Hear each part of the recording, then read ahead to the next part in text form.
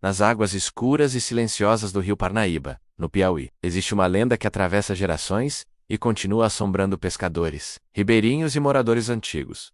A história do Cabeça de Cuia, um ser que, segundo dizem, não é apenas mito, mas uma presença que ainda habita as profundezas do rio, esperando o momento certo para emergir. A lenda começa em tempos antigos, quando Teresina ainda dava seus primeiros passos, e o rio era a principal fonte de vida, sustento e sobrevivência. Naquela época, vivia um jovem chamado Crispim, um rapaz pobre, conhecido por seu temperamento difícil e impulsivo. Ele morava com a mãe, uma mulher humilde que fazia de tudo para garantir comida dentro de casa, mesmo quando quase nada havia. Certa noite, depois de um dia inteiro sem comer, Crispim chegou em casa faminto. A mãe havia preparado apenas um caldo ralo, feito com ossos e restos, pois não tinha dinheiro para comprar mais nada. Ao ver aquela refeição simples, Crispim se revoltou. Tomado pela raiva e pela fome, começou a gritar, acusando a mãe de descaso e miséria. A discussão cresceu, e em um momento de fúria cega, Crispim arremessou uma cuia de barro contra a própria mãe. A pancada foi tão forte que ela caiu no chão gravemente ferida. Antes de morrer,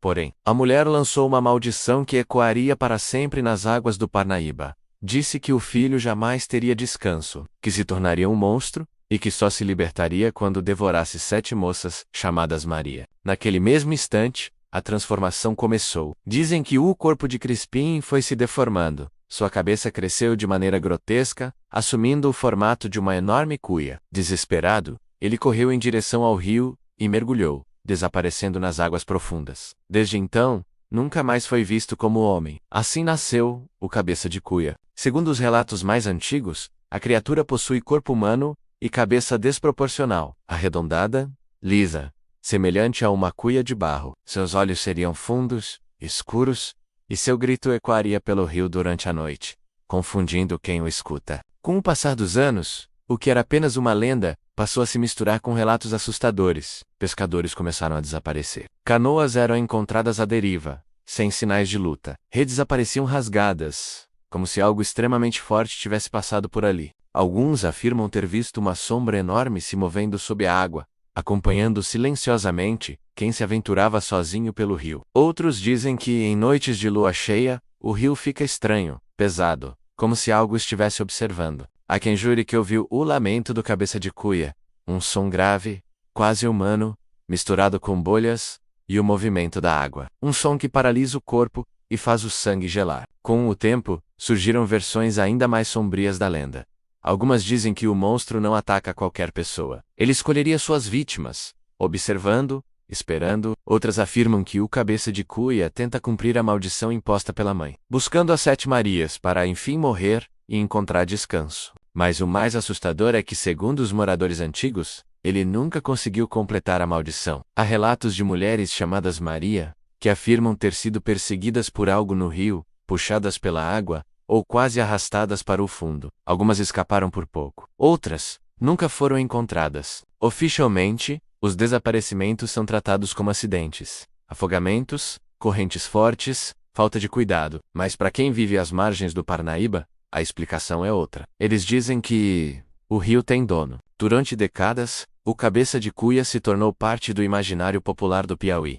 Pais alertam os filhos para não brincarem perto do rio à noite. Pescadores evitam certos trechos, principalmente depois do pôr do sol. Há quem faça rezas antes de entrar na água, pedindo proteção. Alguns afirmam que o monstro aparece mais quando o rio está cheio, em épocas de chuva, quando as águas ficam turvas e profundas. Outros dizem que ele se esconde nas partes mais escuras, onde o fundo é desconhecido. Existem ainda relatos modernos que reacenderam o medo. Nos últimos anos, pescadores relataram ter visto algo grande emergindo rapidamente e voltando para o fundo. Outros dizem que sentiram a canoa ser empurrada por baixo, como se algo tivesse passado com força. Um homem chegou a afirmar que viu um rosto arredondado surgir por alguns segundos, antes de desaparecer novamente.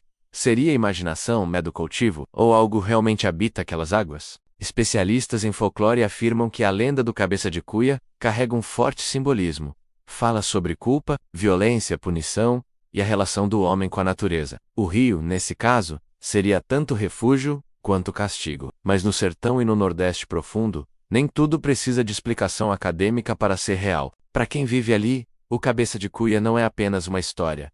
É um aviso, um lembrete de que certas ações deixam marcas que atravessam gerações. Há quem diga que enquanto o rio Parnaíba existir, o cabeça de cuia continuará lá esperando, observando, silencioso. E que em noites muito quietas, quando o vento para e o rio parece respirar, é possível ouvir um som estranho vindo das águas, como um lamento antigo, carregado de dor e arrependimento.